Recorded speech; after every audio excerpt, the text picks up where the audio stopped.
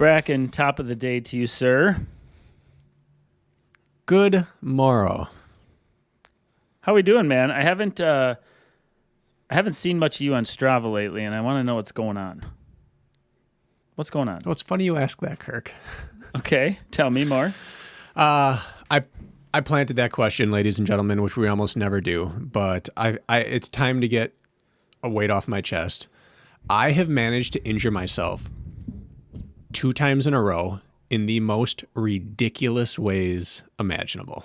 And I have not run in probably 2 weeks. What? How come I don't know this? Well, you know the first half. Okay.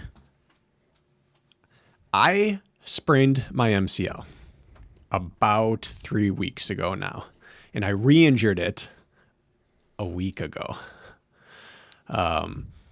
And I sprained my MCL in a way that just shouldn't happen to people. I was sleeping.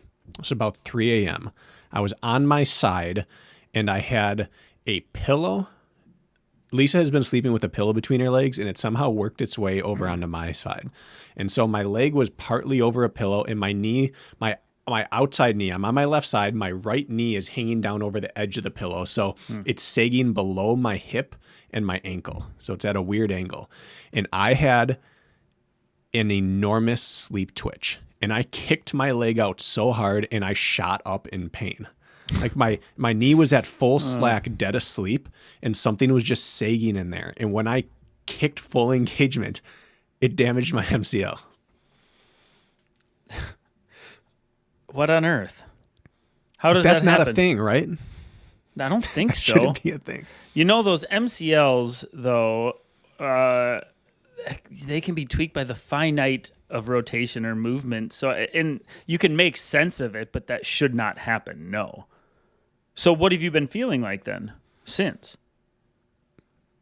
It felt like I had a tear in my meniscus, but then after a few days, it started to recede in symptoms. And last week, while lifting and carrying Braden's go-kart, my foot stuck for just a minute as I turned inward. Not a minute, a millisecond, and it just re-aggravated that.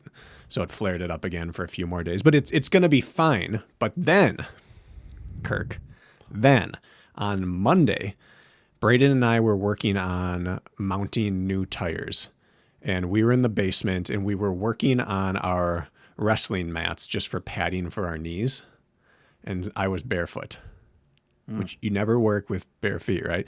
So I turn and I walk into the other half of our basement, and I grab like the wrench or whatever I needed, and I turn to walk back, and there is a lip in between the two halves of our basement, and it's only about 2 inches off the ground, and there is a thin metal just like plate on top of it, and it had come off just slightly. And as I stepped through, it went underneath my big toenail.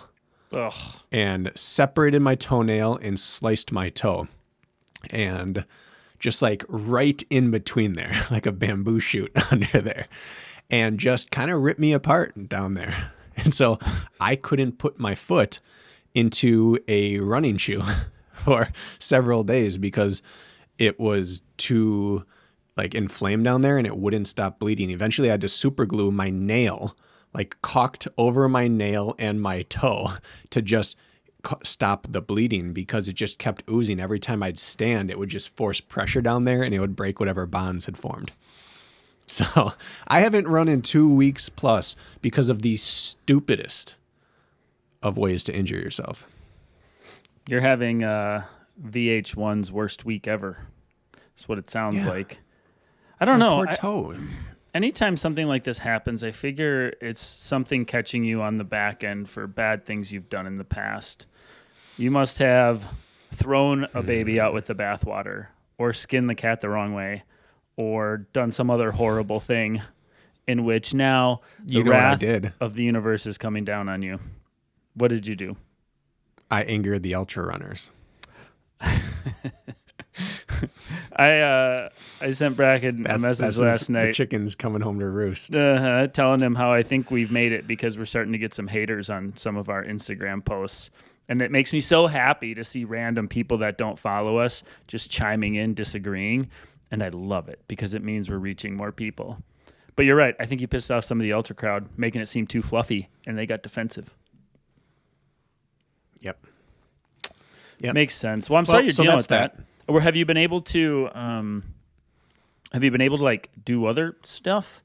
Like, can you work out in flip flops on the assault bike? Can you like things like that? Ski erg, rower, and lifting. I couldn't lower body lift for a few days because just the pressure. You never think about the pressure your body exerts down on your feet until one of your feet has a hole in it. And then you realize there's a lot of pressure that exists, and your toes are constantly grabbing the ground as you're doing things, but you don't think about it until you got something like that. So yeah, I'm just getting beefy, Kirk. I went for my first run back. I took 8 days off of running after Zumbro, and so this morning I went for my first run back. And I did a little progression just because I like to do that out of the rip. Just work into it and kind of cut down. Holy smokes, did I feel clunky. Like clunky. Like what's running sort of clunky, which is interesting. Only after 8 days, I typically don't feel this clunky to start. I have no idea why, and my body worked into it, but it was like bad. So I got some things to work through too. And I have a knee issue that you and I have been talking about behind closed doors, which is no better. So we may have a future conversation there as well. No, even after 8 days off, it is right where it was Sorry to hear that. Yeah, before. But I think we need to get to today's topic because it's time. Why don't you introduce it, Brackenstein? Well, we wrapped up our How to Run Your Best Blank Race series, and there was some request for hybrid sports, DECA and Hyrox. And we said, yeah, we think we'll do that. And the more we thought about it, the more we realized we can't tell you the best way to do it because there is no best practice yet. Part of it is because there are so many facets to the competition. And the other part is that it probably draws the widest array of body types, skill sets, and prior training conditions to an endurance sport of any sport I'm really aware of. So there's just not a one size fits all. So today we are going to do the opposite. We're not going to tell you the best way. We're going to tell you ways to train for it, how to think about training for it, strategies based on the type of athlete you are in your previous training history. But we do need to touch upon it, but we can't just guarantee you will be better if you train this way because we can't guarantee that. It's so nuanced. And it's interesting because both of us had a long stint and still do potentially dabble with OCR. And we like to say about OCR, like, yeah, like anybody can come out and run and win these things. Like you can have many skill sets and be good. You don't have to be a classically trained runner. You don't have to be X, Y, or Z. And then hybrid came. And then that just put that philosophy on steroids, for lack of a better term, in which now the span of athletes who can do well can have a power background or a strength background, a true power or strength background, or you can have a true run endurance background, and both can end up running roughly the same time by meeting in the middle. In OCR, it's still skewed more towards the runner, and hybrid, of course, is a running race. Sure. It's still the most important component, but depending on your body type, your athletic history, what your body responds to, your skills or lack thereof in certain stations, it's just becomes so diverse. And so, right, I don't think there's one way to run your best. There's principles, which we'll talk about, but a lot of things to dive into with this one. Yeah, and you're right about OCR. We thought it was such an eclectic sport, and it is. But we used to brag about how so many different body types can be successful, even at the high end. And now you go back, having seen hybrid, and you look at old OCR videos, and you realize, yeah, that's a wide range, but it all falls on the same side of the spectrum, which is visually, except for two men, they're all clearly endurance athletes. Some of them are just more muscular endurance athletes, and some are leaner endurance athletes, but they all represent the endurance end of the spectrum. Where you look at hybrid sports, and you have people that look like endurance athletes and people who look like bodybuilders and people who look like CrossFitters and people who look like rugby players, and they all kind of even out on course. So there's just too many ways to do it. Yeah. In particular on the men's side as well. A little more than the women's side, it seems. I mean, you look at like the last, like let's talk Hyrox specifically or DECA. You look at the world champs in quotes of these events, or the North American champs, let's start with, and you look at the past, what do you have? Dylan Scott. I mean, height and weight plays into all this. Tall and thin, lean. Who was before that? David Magida has 30 pounds on Dylan and is shorter. Probably 40 to 45. 40. North American champs. Astronomical. Back to back. You put them next to each other, you would have no idea that they're competing in the same race. But yet they are. Not only are they're North American champs. You go before that, and it was probably Hunter or Ryan Kent. I forget who had won previously. You have Rich Ryan, who's somewhere in the middle, who won DECA, well, North American champs really, but world champs in certain events. And you place them all, and you're like, okay, what sense do I make of this? Can you make any sense to it all if you had to be like, this is why? Is it a percentages game? No, I used to say that in OCR, all I had to do is watch someone warm up. Look at their body, watch them go through their warm-up routine, and I could predict, not in order, but I could predict the general top 10 finish. And that does not apply to high rocks. You cannot look at the body or look at the warm-up and you can tell by warming up who spent time doing certain movements, but you have no clue how it's going to play out on course. Yep. It just doesn't, there's no sense to it visually, which is phenomenal. Like, it's the ultimate melting pot of fitness, but it also makes a one-size-fit-all training plan very difficult to say this is the best way to run your best. So it's like, how do you pick the starting point? Like, what will suit me best in hybrid? What style of training? I think the first question you have to ask yourself is, do I feel like running is my strong suit, or do I feel like machine work and strength is my strong suit, so to speak? If you're a bigger athlete, muscle or otherwise, even fat, we will call it, well, that kind of plays your advantage on the ski erg or the rower or some other things in which is sled pull. Moving body weight matters. Is that your starting point? Like, if you had to pick, like, yeah, like my size and structure and strengths are getting off of my running feet and participating in the station works, or is my strength, I can run forever, but now I got to figure out to keep a high percentage of my ability on these stations. I think you split it into two camps to start, at least to begin your decision-making process. What do you think? I think that's 100% it. Because eventually, everyone has to be able to be the best aerobic and anaerobic monster you can be on the run and on the ergs. But you have to be able to put out serious watts, serious work on every single station in an efficient manner and not have it cost you a ton. So you all have to get to the point where you can put out on every station, including the runs. But initially, there's going to have to be a large investment into the side of the coin that you have the biggest weakness on, while you just maintain your strengths and work on them a little bit. But like, you put a huge investment, like a training camp, into the dark side of the moon. And then you eventually get to the point where you get to train everything all at once. But both people are going to start on opposite sides. So how do you think? Do you think it's going to be obvious for most people, like, hey, the endurance running space is my strong suit, or the station work is my strong suit? Is it obvious? I mean, there's probably a bunch of people out there be like, I'm not good at any of it really, or I'm average at it all, or I'm this or that. There's also going to be that camp which undersells themselves and doesn't really know. But are there any ways you could like gauge that efficiently? Yeah, I think everyone deep down knows if you are strong or not for your body size. In any weight room you've ever been in any team you've ever been on, in any community you've ever been a part of, are you considered strong for your build? Sure. If you just know, like, I'm the person that can always out squat the people around me, or out deadlift, or whenever we do X competition, I really am much stronger than the people around you. You just know. And if you're the person who just always is better on the runs, on the ergs than everyone else, you just kind of know. And maybe you don't know what you're best at if you are one of those well-rounded, but you know the thing that would scare you the most. So that's where you start. Yeah, that's fair. So what do you do then? Let's just split it into two camps. Let's just simplify this.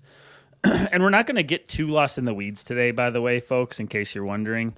We're going to dive below surface level, but we're just going to give you more things to sort of think about than anything. Not going to split the hairs quite as much as we did in the How to Train Your Best series we've just finished up. But let's start with the runner side. Let's say you are mostly a runner, or you identify yourself as more of a runner. Some of the strength work is newer or less comfortable to you, the station work, whether it's DECA or high rocks or whatever else is out there. Where do you like to start with that person? You either ease into it or you dive into it. And that's going to be for specifically the runner side.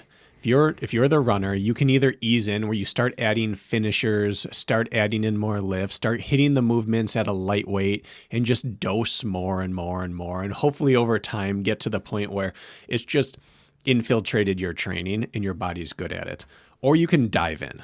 And I think it's the most effective means for most people, because I don't think you should dabble in high rocks. I really don't. I think you can do it while doing other things, but I don't think you should say, I'll just do a finisher here and there and be ready, because it's going to punch you in the face and you're going to suck. Now, age group's a little bit more accessible with the lower weights, but it's still a huge demand for most runners. So I think you say, I'm a blank to blank volume runner. Let's say I am 30 to 50 miles per week is where I train. I think you go right down to the low end. Whatever your low end of running for still feeling like you're doing some amount of training, whatever that lowest number is, boom, I'm now down to 30.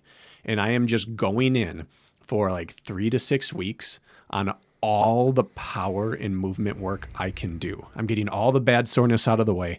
I'm going to skyrocket the power I can put out. I'm going to do a ton of reps so I can clean up my movement patterns and just the ability to move weight and produce force. Half of your gains in the first month are just learning to move better and push and engage. And I would just get all of that out of the way right away. That's where I would start. Yeah, I kind of agree with the either ease in or dive in head first philosophy. Diving in head first, I think, makes a lot of sense if you're all in on, let's say, high rocks or DECA. Easing into it means you're going to test the waters in 4 months and you're going to see how you like it, so to speak, while having other things along the way. Like maybe you have some road stuff or an OCR or something. But I agree with you that ripping the Band-Aid off and going all in is more effective. Makes for a rough first 2 weeks, but I think it puts you ahead pretty quickly. So the thing I kind of try to figure out is the importance of structured strength work versus the importance of race-specific station work when you rip the Band-Aid off. It depends a lot on what you've been doing prior, but generally working on increasing your raw power will translate to everything else. So I think step one for most, if you're truly a runner and maybe run on the thinner side, like body structure-wise, is start prioritizing your strength work and taking it seriously. I do think it gets a little confusing in rep schemes and output and choices there, but step one, like suddenly strength work is maybe an afterthought often, or just whatever's left in my energy tank, I devote to it in my run training. Now it goes right, it shuffles to the top of the deck. Suddenly you're having your coffee or your pre-workout and you're hitting that priority in the first thing in the morning, so you can actually start making some progress there. So I shuffle the strength work to the top of the deck. Second, I couldn't agree more about reducing volume time on foot and then starting to replace some of that recovery effort stuff, or splitting up a midweek long run into a half and half erg session and then finishing with a run. But dividing time, but first shuffle strength to the top of the deck, and then find where can I replace erg time with run time with erg time. Be the first things I'm going to look at in a program. Do you have anything else that stands out to you? Yeah, I think the glaring issue, and I got to go through this myself with a non-traditional power athlete trying to produce power, is that your range of motion or your ability to drive power at ends of your range of motion is so poor that even if you have strength, you can't access it. Even if you have the engine to run, you can't come off and run, because what High Rocks does is it destroys parts of your muscles that running doesn't strengthen. So if you think about like a weighted lunge, walking lunge, where your knee has to hit the ground, you get to a level of of bend in your knees and an engagement in your hamstrings that running never takes you to. And then that's where the force has to drive out of, from the bottom coming up. And by the time you're done with it, you can't use your endurance or strength on that because you're bad in that position. And you wreck yourself and you get micro tears and you're so destroyed. Now you get up and you can't run. And so just going through and doing that motion doesn't necessarily make you better right away because you can't use it effectively, which is why I like going in for that 3 to 6 weeks and just get into lifts that put you in that position in a stable, calm way and get to the point where you can get down to depth without discomfort. And you can engage at the bottom, coming out of the hole, as they call it in the lifting world. Get to the bottom, engage, and come back up without undue stress on your body. And just drive up power there. Get your lifts up a few pounds every session. Start light and then move up. And then when you go back to doing these reps again, now you don't have impingements and range of motion issues and this sharp pain, micro tear feeling when you're trying to do these movements. And now you can actually learn, am I good at this or am I not? Rather than just getting destroyed by it and really learning nothing. So that's why I really do like going towards weight and movement first and then pairing it to sport-specific actions. So would you say like even leaving race-specific type sessions where you're running, let's say lunging, running, let's say rower, are you better suited to leave that out in the beginning and focus on fundamentals and keep things more compartmentalized? Like, let's push a heavy sled in the gym for sets and reps without running in between. Let's put some heavy weight on our backs and walking lunge without worrying about the running component quite yet? Or do you think there's a place to do it all? I think the time window makes a big difference here, right? It's like, well, if I have a race in 4 to 6 months, let's do this in a tiered process. If it's like, hey, surprise, I'm running high rocks in 6 weeks and I've done nothing, I'm throwing it all at you. I guess I don't know what your philosophy is there. I prefer the vacuum method if you have the time, meaning like break the components down one by one and focus on clean biomechanics and the load itself before intermixing running, but it depends on how much time you're working with. Yeah, in a perfect world or even just an okay world, you would have enough time that you could do true periodized training for this.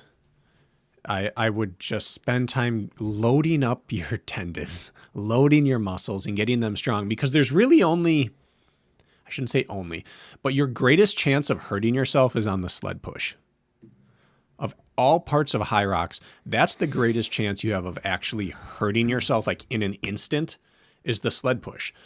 People's rear chain are generally not conditioned to the point where you can just grind all out against a heavy object at that severe angle with your feet, calves, Achilles, plantar fascia there. Like something can rip there in a moment. We've seen it happen to people. Robert Killian had it happen. Alyssa Hawley had it happen where just they tear a calf in the moment or strain something or Achilles gets tweaked or people's plantar fascia just flares up. Like if you're not ready for that, it doesn't matter how hard you're working in the workout if suddenly you're hurt.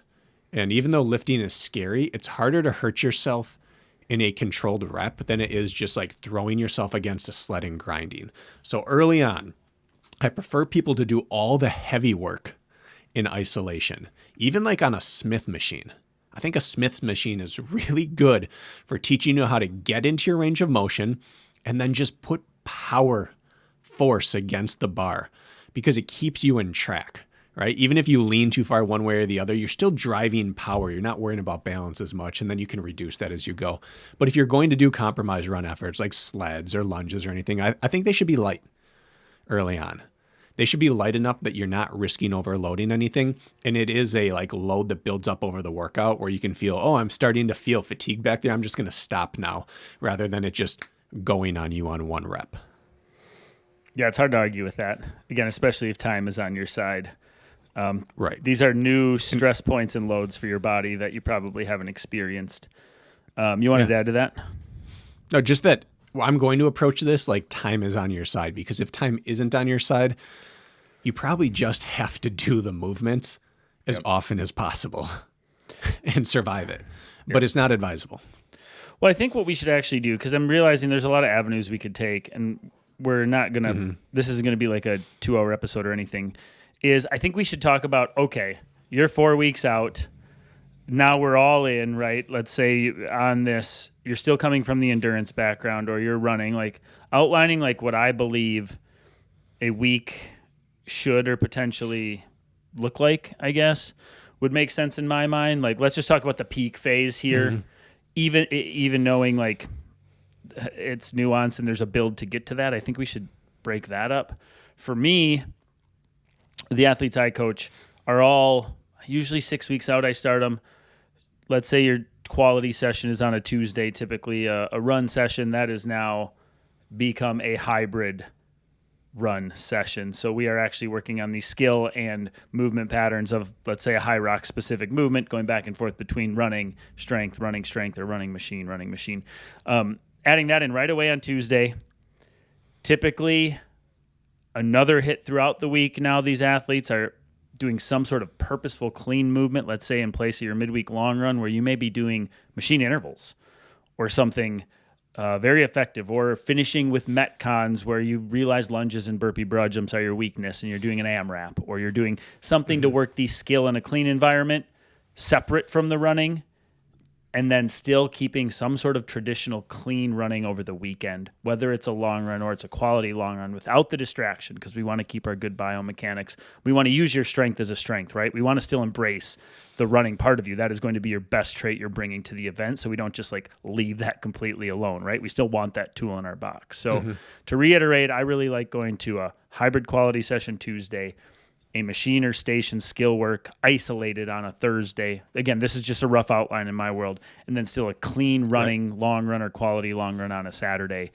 And I feel like you're going to, in conjunction with the heavy structured strength work, focusing on movement patterns that the race is going to require. There's so much we could dive into there, but that's sort of, if I take a step back and look down on the week, that's how I like to dissect it. What about you? Yeah. Well, as we get close, I like to have over and under work. So work that is on stations that are going to be heavy, work that is heavier than anything you'll ever encounter. Sure. Work rate kind of goes out the window. We're just trying to work heavy and hard so that race is light. But I also, later in the week, or in the same session if it's split, have lighter and faster reps as well, so that you can work hard and fast and pop off the ground or pop out of the hole or move faster than you'll ever have to in a race. Because the two components of high rocks that get people is the overall just grind of power output that they need. It just wears them down. Or they get shocked by how high intensity it can be at times. Like, it just burns more than you're expecting. And I like to have both. You can have all the metrics in the world, but if you're not used to hurting early, the first station 2, 3, and 4 are just really, really demanding. Sled push, sled pull, burpee broad jumps, they just get you to a place early where you think like, I can't possibly continue.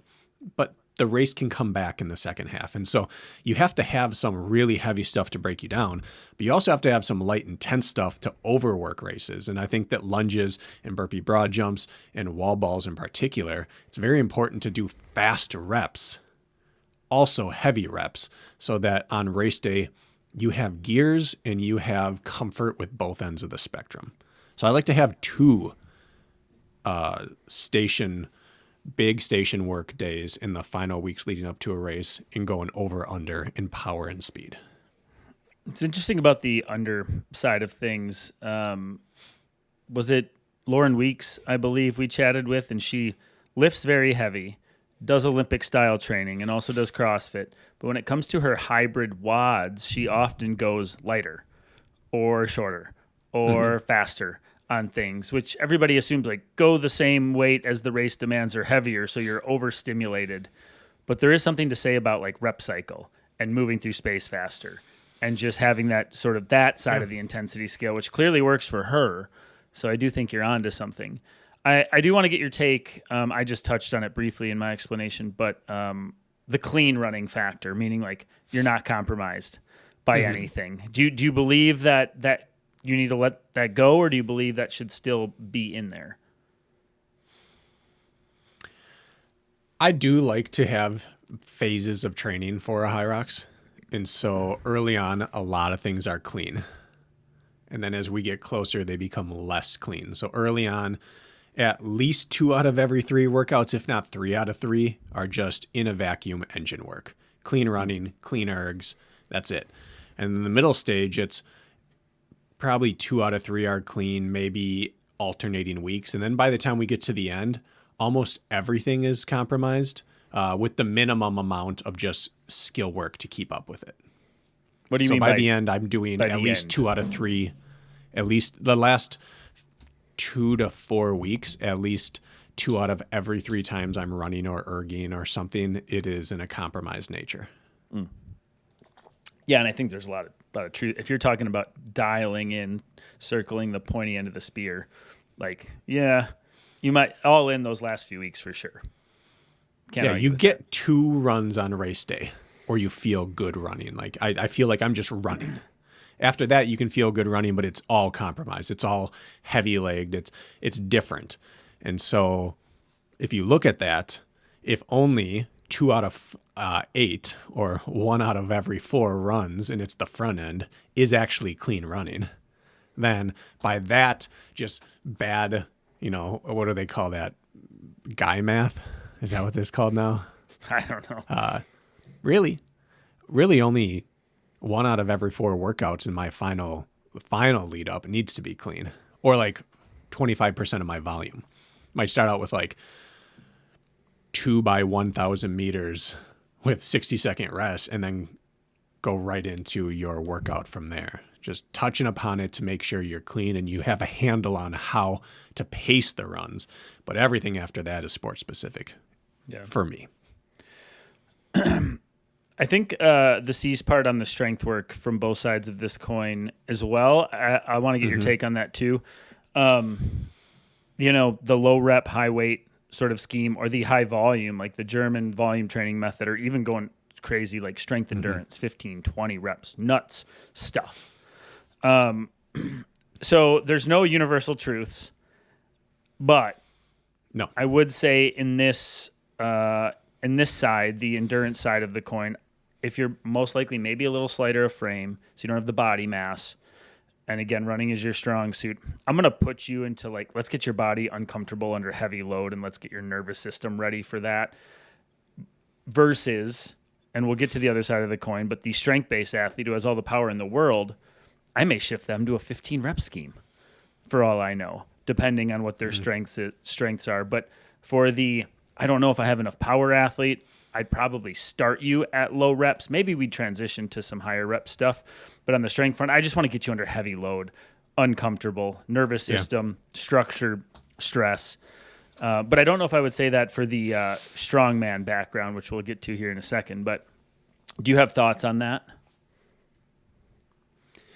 Yeah, there's so many ways to skin the strength cat. I mean, the safest is just do 4x4s, 5x5s, 3x5s, something like that, and use your metcons and your circuits to handle all the other piece. The other side is go for the volume. Rich and I talked about this a lot and experimented with it. German volume training is so great, but it just does not pair well with lots of other work. Right. But a reduced version of that, 8x8, 6x10. There's a study I've referenced that found that 5x10 group versus a 10x10 didn't show very big differences in their final progression throughout, but the 5x10 all PR'd by more at the end, and they think it's just because they had more energy. They weren't smashed. They're fresher. Yeah. So right. So a reduced German volume style is a really effective means, but it also comes down to like skill set. If you, like you said, if you can drive power, you can just put out for 3x5, then you're going to have a higher occurrence of metcon work and high rep work. If you're someone who can work all day, then maybe you need to have a higher emphasis on your power output. But either way, you're going to have just standard power driving lifting. Unless you really go like Dylan's approach, where if he's moving weights, it's almost always in a circuit. That's a very valid approach. It's just going to take longer. He's had a very long progression to get here. He's strung together years now of this type of work. But there's lifting power, just putting heavy weight on a bar and moving it.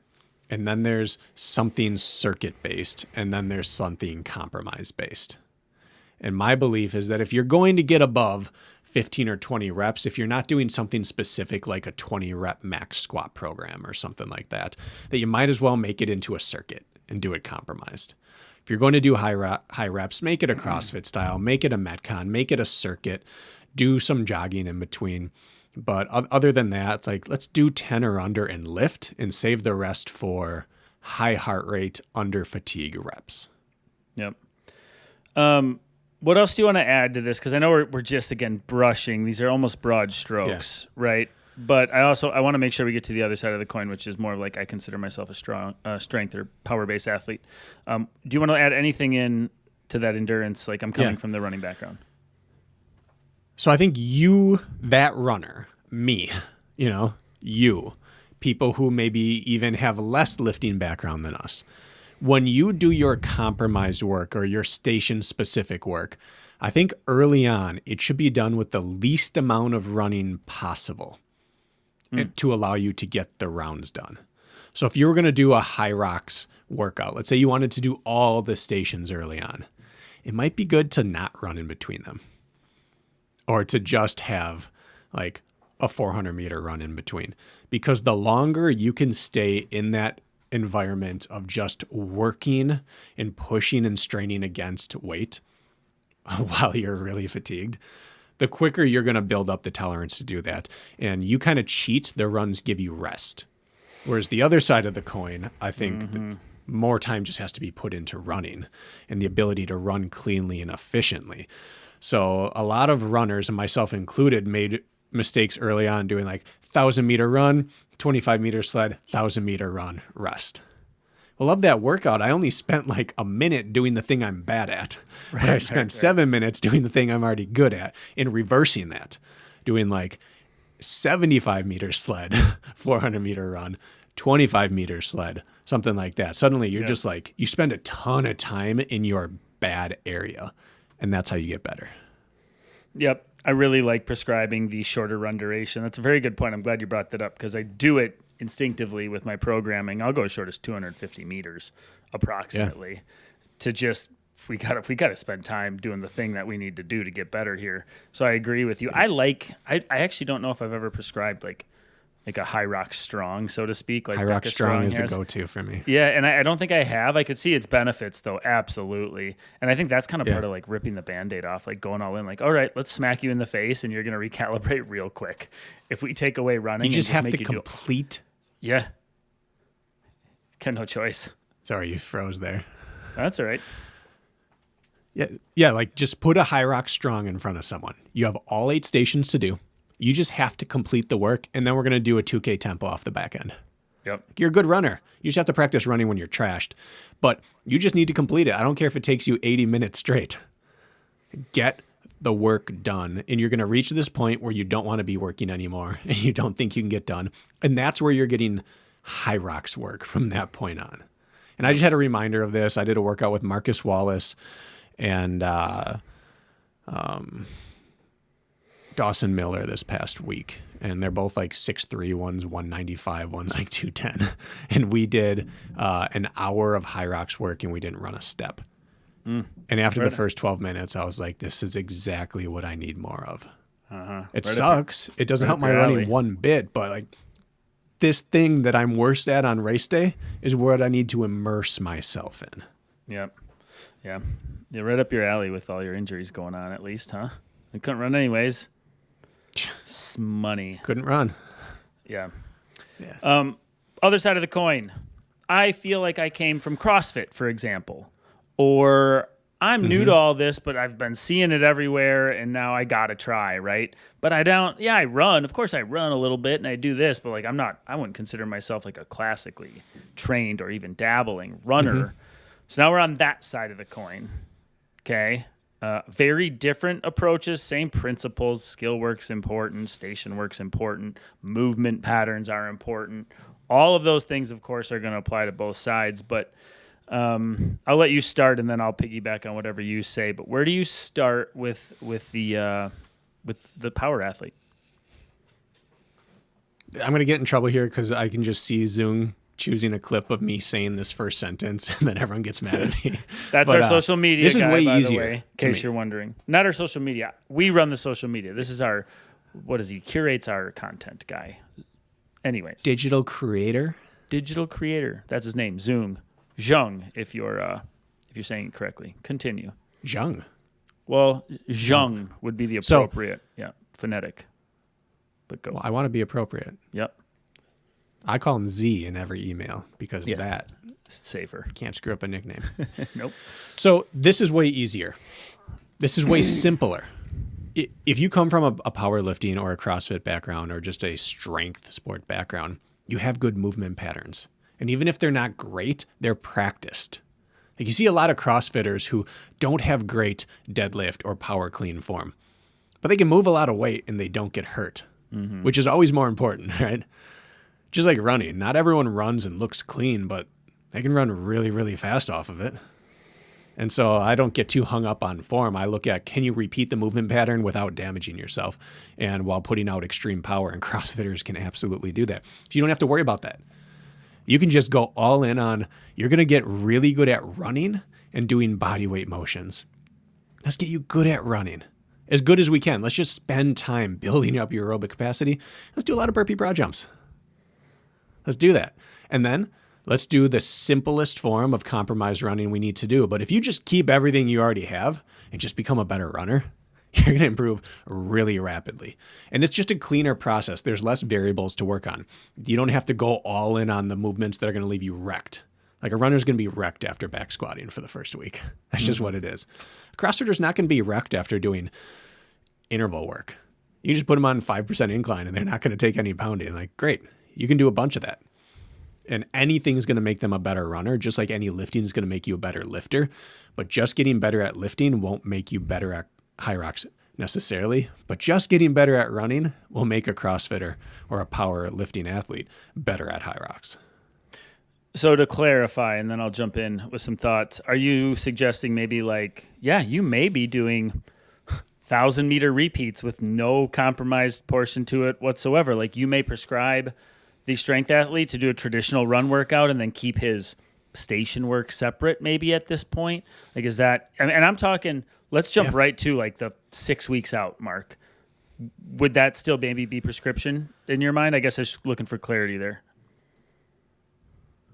I mean, it's going to change 6 weeks out, but it's going to change one deviation less than the runner. So the runner, I went to like 6 weeks out. We're already doing at least 2 out of every 3 compromised and heavy or under. And for the CrossFitter or the powerlifter, I might be doing 1 out of every 3. I might still be saying, listen, we're just going to get as clean at running as possible. And so I'm going to choose the workouts that I think give you the most opportunity to get the most reps in at a stride that's at or a little bit faster than what you're going to use in high rocks, and just clean everything up. Just it's all an efficiency piece here. And then, we'll tie in some compromised workout, of course, especially in the last 3 weeks. But I think they can go longer and longer in a vacuum before they have to combine it together because their strength and background is transitioning from movement to modality in driving power under extreme duress. CrossFitters are incredibly tough athletes and incredibly good at compromised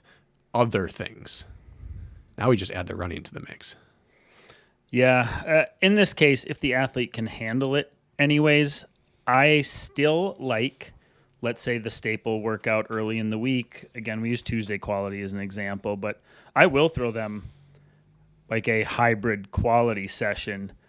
And heck, I actually really like to do sim versions for these guys and girls because they'll realize like how important the running is. It's almost like one of those slaps in the face you need. Like, oh my God, like I couldn't even lunge anyways. Like it's going to be usually there's an ego check is what I'm getting at. Like I'm so strong in the gym and I couldn't even continue lunging.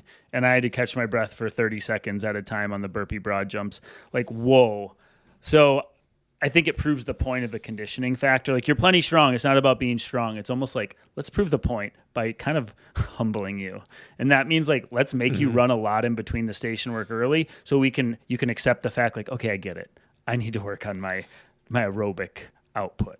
So point being is I do like to keep like some hybrid stuff, hybrid quality depending on what the nuances are of what the person needs on that Tuesday.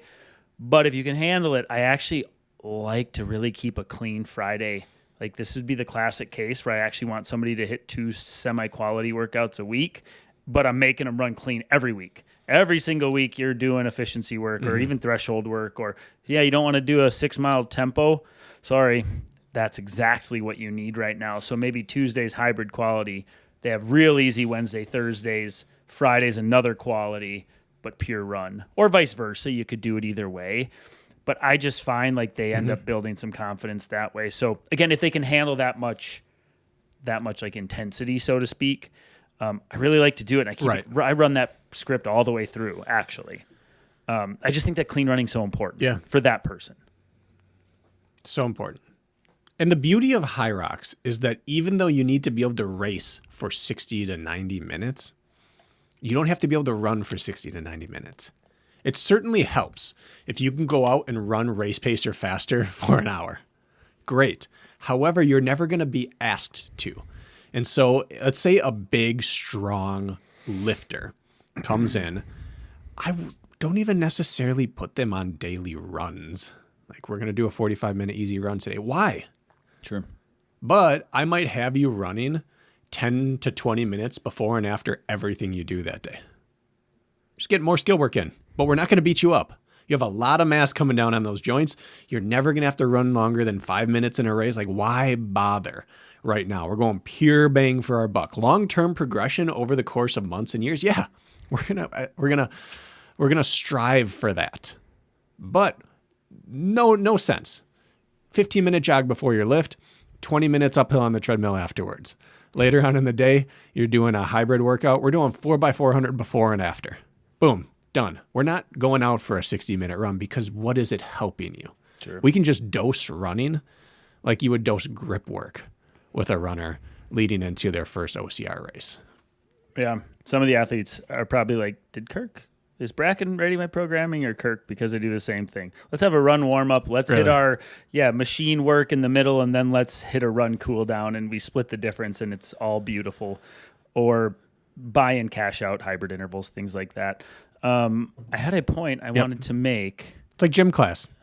Take a lap. All right, we're done with this. All right, go. Take a lap. The point go take a lap. Just dose it. Yeah, right. The point I wanted to make was this, though. No matter how good you are at high rocks or DECA, and I know we're talking high rocks. I feel like we just like focus on high rocks, but it's just the more demanding event on all fronts. Running and speed matters more in a DECA versus a high rocks. And don't let me go down that rabbit hole, but we're focusing on high rocks because I think it's further down the line in its requirements. So there's very little that happens back and forth on the stations in DECA. Right. It's all on the run in between. Like usually just maintain or move up a spot. High rocks has swings on the stations. So the point I wanted to get to was with the strength-based athlete. I mean, how many strength-based athletes are used to putting out, as I call it, for over an hour? Like, yep, your heart rate's going to be in the 170s. Good luck, buddy, for an hour and 20 minutes. How's that going to go? And so maybe it's like just the endurance background bias, but I'm like, frick, I might sim you week 1 out of the gates and just like go work hard and see, just like accept what your fate is going to be here. And it's a long time to be pushing. And so like, I always err on that. Like I might have you do 12-minute threshold intervals 2 weeks out from your high rocks because like you got to get used to working for a long time. And yes, you work hard and intense in your background. Let's say if you're a CrossFitter, but like riding the line forever, you don't ever do. And so because hybrid is so nuanced, it's like maybe it's like trial by fire, but we need to get you putting out for a long time. And I just think whether you do it with machine and station work in there or you don't, like either way, we got to get bro or girl ready to like work hard for a really long time.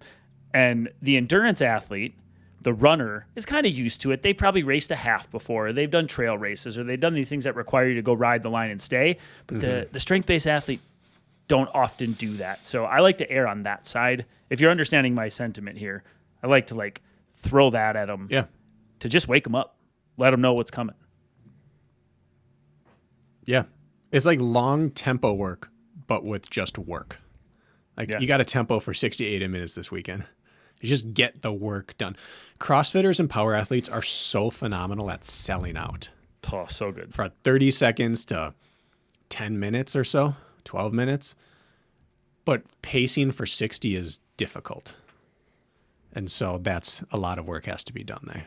Yeah. And really, when you look at the science of it, and ATP regeneration in the muscles themselves, and this is a whole nother topic of conversation, but like you tip over pushing the sled 5 too many steps and those quads fill up and your calves are screwed or whatever, like ATP regeneration really doesn't happen without true rest in its fullest form. So suddenly you just keep knocking yourself down if you don't have that. Like as a strength power-based athlete, they're used to selling out. They're used to going to failure. And so sure, why don't they? On lunges, they go 5 too many steps and their quads are cinching up on them. And suddenly like, I'm gone. I have no more cards to play. I can't use it because your ATP isn't regenerating because you're constantly moving through the course or the event and then it's over, right? And so the strength athlete learning to like, hold back a little, like, yes, I know I can go all out on this sled. I could murder this sled, but at what cost? Both sides have to learn that. But to your point, the CrossFitter who's really good at selling out also then needs to temper enthusiasm even way more than they typically would even for their longer 20-minute WODs. And so just something to think about. The nuances there are pretty vast. Yeah. And again, we're not talking to pros here today. This isn't how to run your best. This is how to start thinking about training for it. And the fact of the matter is that you can go from entry-level age group all the way up to sub-elite and have success in any version of that without looking impressive on any one particular station. To just be successful at High Rocks, the most important skill is to never have to stop. Just work the entire time, and you're going to get done in an amount of time that puts you successful in your age group. You can go all the way up to sub-elite by just working steady the entire time. Steady runs, steady stations, steady sleds, steady lunges, steady wall balls. It's the big chunks of time when you've tipped that stop you, when you just run into a limiter.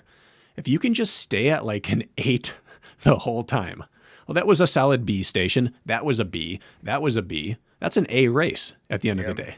You can't hit an A+ that way, but you can hit an A- off of all Bs. It's astounding how it works, where you look at people's splits and you're like, that's fine, that's fine, that's fine. That's holy crap, they ran a 62? Right. Like that, none of those splits said 62 to me, but they did it because they just didn't do anything wrong. And that just comes from, like you talked about, you have to just be able to work. Yeah, that A+ race can come later. As we've talked about, it is a rare exception when somebody goes out and knocks their first one out of the park. There's always takeaways after. Yeah. Usually it comes with suffering too early and over revving when they didn't realize they were over revving, and then the rest of the race pays for it. I think it takes, you used to say something in OCR, like when people would find the sport, like by your third race, we're going to start to find out like who you really are as an athlete in this space. And I think that couldn't be more true even for the hybrid space. Like as a one-off, great. If you dive all in, take what you've learned, apply it to your next race. And then by your third, energy management, where to push, where to back off, all that starts to play a beautiful song and dance. In the beginning, it's arrhythmic chaos. It's not a beautiful song and dance. It's survival. Yep. And so, I think it takes a handful of them and a handful of them in somewhat close proximity as well. Like, I don't think anybody should go out and plan to nail their first one. If you do, great. But you see it rarely. Yeah. And so to wrap up for me, I'm going to finish with maybe the thing I should have started with, which is I think the single most important thing that you can have as like your North Star as training for High Rocks is what will prevent me from working hard the entire time on race day. And that's your list. And that's where you spend your most intensive time working on. So what is that thing? That thing that's going to break your work rhythm is what you have to spend time addressing. If it's the run, if it's the lunges, for some people, like it's really common, it's the burpee broad jumps. Yep.